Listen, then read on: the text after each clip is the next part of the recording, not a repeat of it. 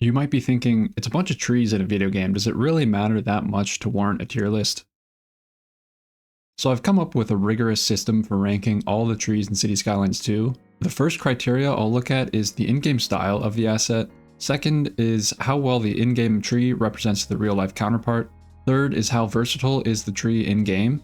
And then lastly, I'll consider whether each tree passes the vibe check.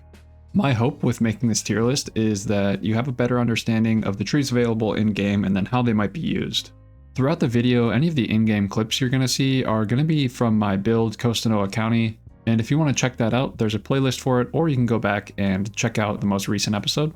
And of course, if you have any strong opinions on any of these trees, or you think I've wildly misplaced a tree, go ahead and let me know in the comments below, because I'm very interested to see what other people's opinions are, because I think it's actually pretty subjective and kind of based on where you live, or at least the kinds of places that you've seen.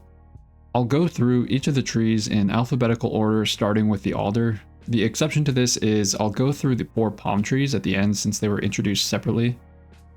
The in-game appearance of the alder just feels a bit off to me, so it gets a low score there. This becomes more apparent when you compare to real-life alders, and I'm guessing that the alder tree in the game is modeled after the European black alder, and that's mostly just because the tree is classified as European in the game. The in-game variant is not quite conical enough from what I've seen. Specifically, I think it's just a little bit too rounded at the top. And then when it comes to the versatility of the alder, I would say it's in the middle of the pack. In the game, I don't find myself using it that much, but I think it can fit in most builds. Its appearance is really mostly what holds it back. Also, the alder is primarily a northern hemisphere tree, so that might affect whether you want to place it in your build, specifically if you're doing anything southern hemisphere or tropical.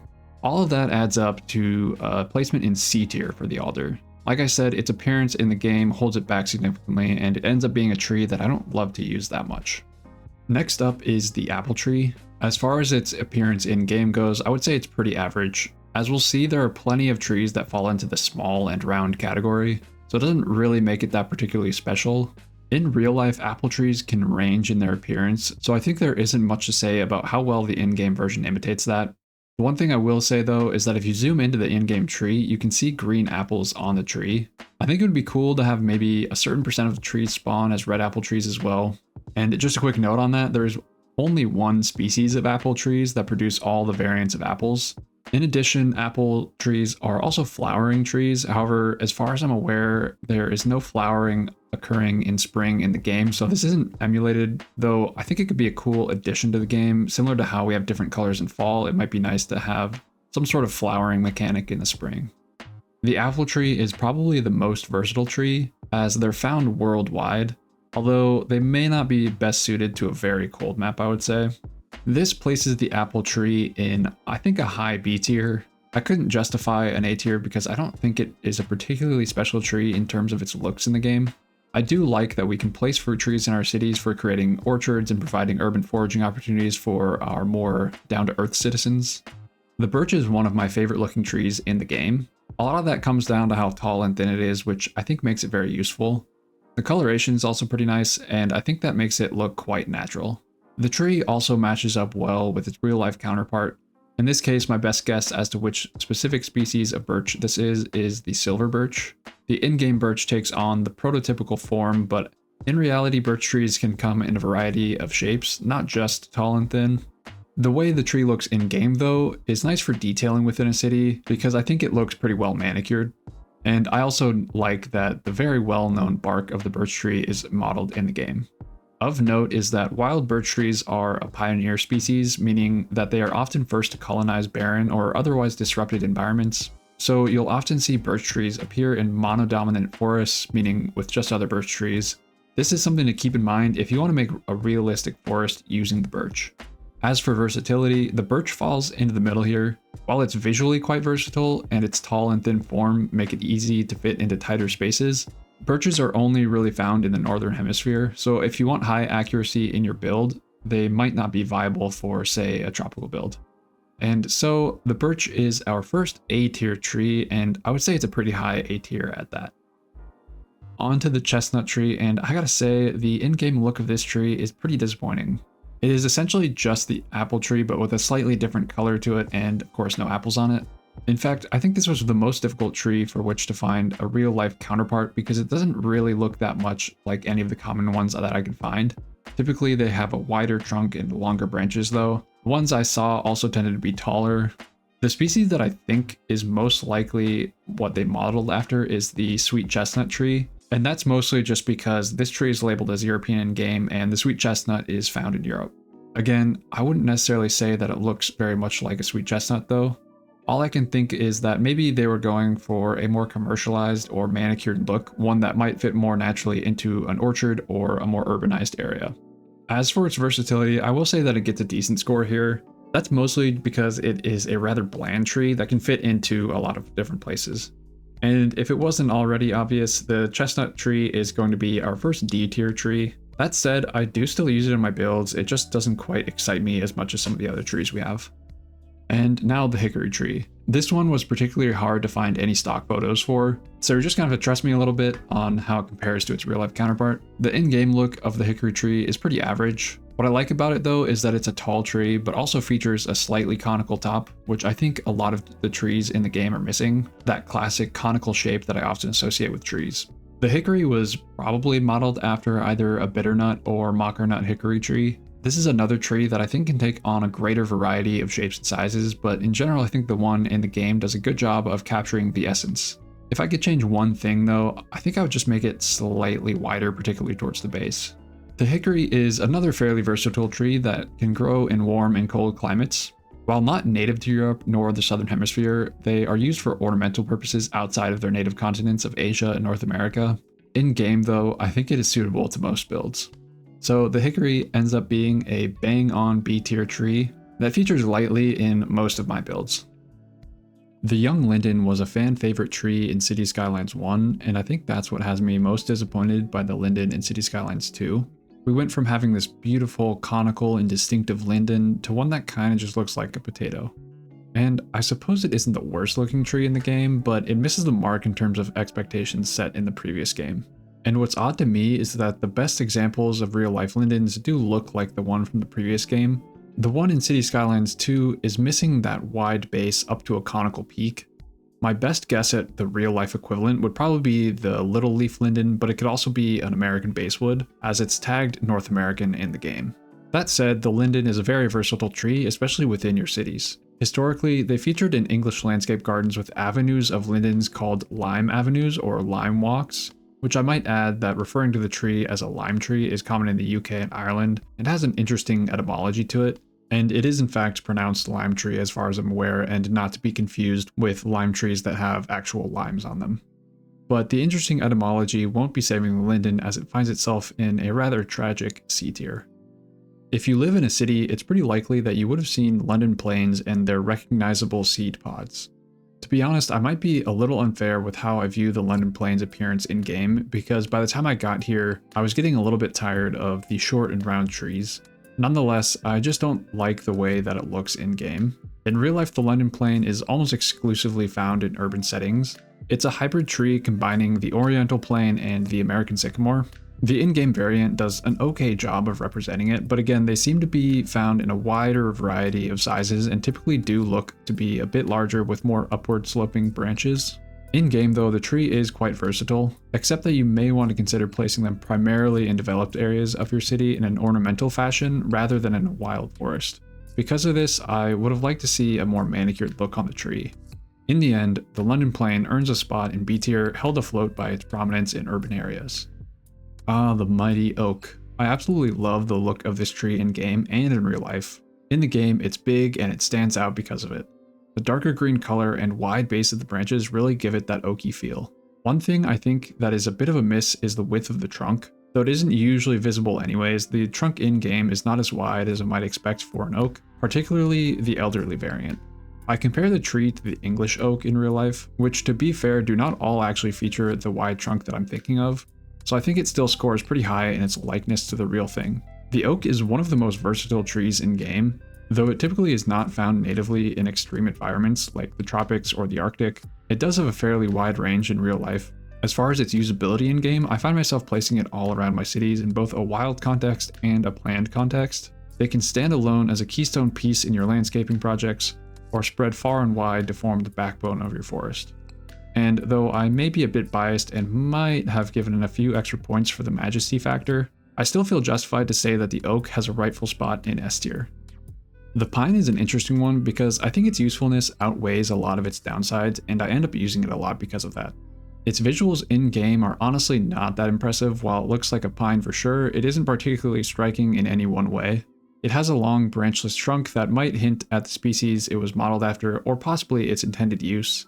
What I mean on that second point is that if the tree is meant for an urban context, it might be that the trunk is artificially long because of pruning of low-hanging branches. It could be, though, that the tree is modeled after a long-trunked pine like the loblolly pine or the ponderosa pine. In any case, I wouldn't say that the in-game pine scores all that high in terms of how much it looks like a real tree. In fairness, it is a tough tree to model because there's so much variety in pine trees, and part of its distinctiveness is in its needle-like leaves, which are not really relevant at the scale we're talking about in the game. Like I said, I use the pine tree a lot in my builds, and part of it is due to its versatility. Its height and densely packed branches are great for providing visual shielding from higher vantage points while maintaining a sense of openness at the ground level. In that way, I think it's a crucial type of tree to have in the game, particularly if you're paying attention to how your city looks at the ground level. You don't necessarily want it to feel too cramped for pedestrians because of dense low tree cover. The pine, of course, lacks versatility in a geographical sense, as they tend to be trees you find at altitude or in more northern climates. All of that said, I put pine in at B tier, and I think it's fairly high within that category. A few visual improvements would bring it up to A tier, but that is of course easier said than done. Up next is what I think is the best looking tree in the game, the poplar. This is the tree that fills the hole left by the young linden of Cities Skylines I. It has the conical top that I've been looking for and diversifies the offering of small trees with its slender look. I think it's probably modeled after the black poplar, also known as the Lombardy poplar. In real life, I think poplars can be a bit larger, but I am okay with the size we have in this game because it fits into that niche well. This is also a tree we see used a lot ornamentally in tree-lined avenues, which it's also great for in the game. Another fun fact is that the poplar is in the same genus as the quaking aspen tree, which in my opinion is one of the coolest trees because of how they form clonal colonies and share root structures, so bonus points for that. The in-game versatility of the poplar is of the highest order. I can't really see a reason the poplar can't fit into pretty much any build. Functionally, it's one of the easiest trees to place because it fits so well in tight spaces, and they also overlap with each other pretty well without the need for mods. This ends up allowing for pretty dense foliage options. So it should be pretty obvious by now that the poplar finds itself in S tier with the oak. The spruce is another tree with a lot of landscaping utility. There's not a whole lot to be said about its looks in the game. It has that classic conical shape of a spruce with dense branch structure and a deep green color. I think it's probably modeled after a Norway spruce given that Colossal Order is based in Finland, so these would likely be found in that area. When you look at it in game, it's obviously a spruce tree by its looks, so it scores pretty high here, but I feel it could have been slightly wider towards the base of the tree. Much like the pine, its versatility is hurt by the fact that it is primarily found in colder climates, but if it does fit into your build from a geographical perspective, then I think it's extremely useful. In my head, I think of it as the inverse of the pine in terms of its ability to shield visually. Where the pine shields at height, the spruce shields at the ground level. This is why I tend to use a lot of both of these trees in my builds for that added variety with a dense overhead tree cover. The spruce then just edges past the pine to earn a spot in A tier due to its better visual appeal. And now we're into the palm trees. As controversial as they were at release, I'm glad we have them in here now for free, as they probably should have been at the outset.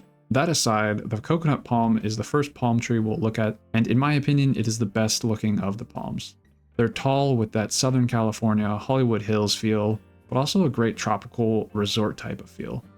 When I think of palm trees, I think of this type of tree, and I'm glad it's done well in the game.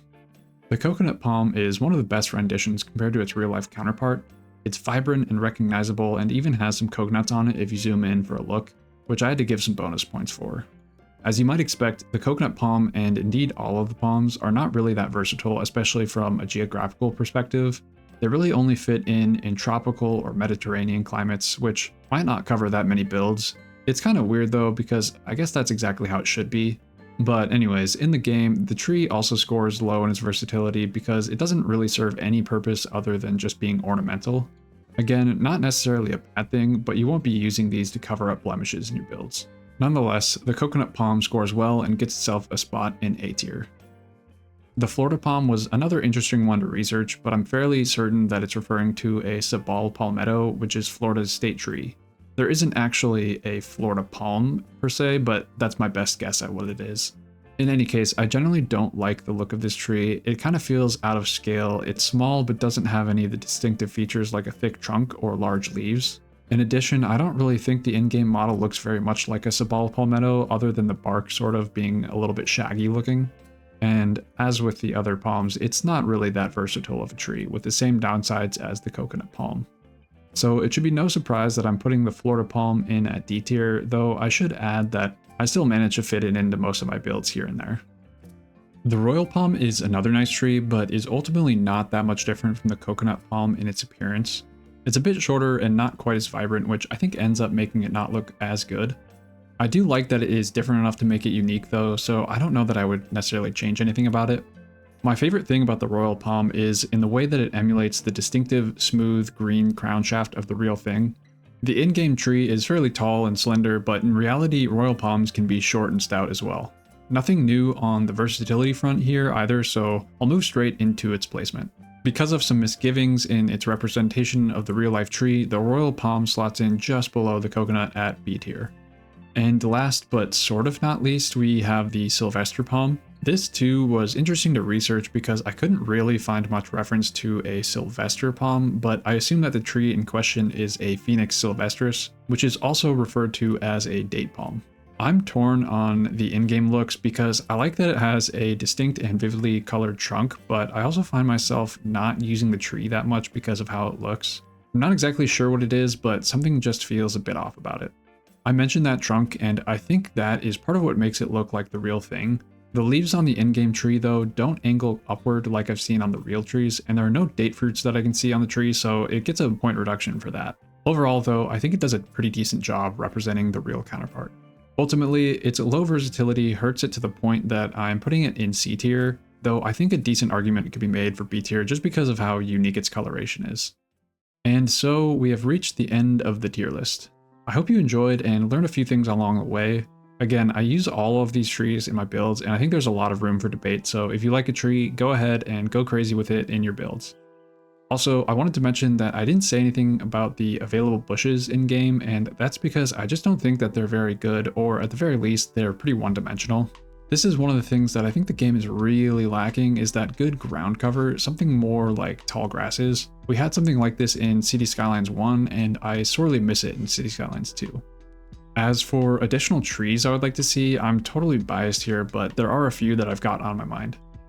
The first, and probably my favorite tree, is the Norfolk Island Pine, which is one that Mr. Mason actually made in CS1, and you can go check it out in the Steam Workshop. It's a pretty cool tree, and the most distinctive part about it is that each of the floors, which is like each set of branches that make a floor, contains 5 branches, creating pentagons that go upwards.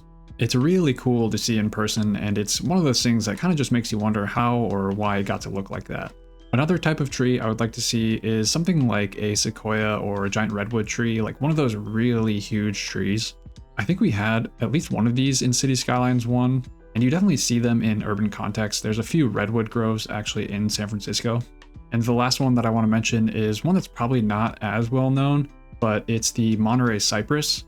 I think it's the kind of tree that when you see it, you know it, but you may not know the actual name for it. I see these all over San Francisco, and I actually have a pretty cool picture of one at Alamo Square Park. Enough tree talk though, that's going to do it for this one, and I will see you in the next one. Alright, now editor me, that was me saying something. You can put that anywhere in the video, probably more towards the front. Alright, bye!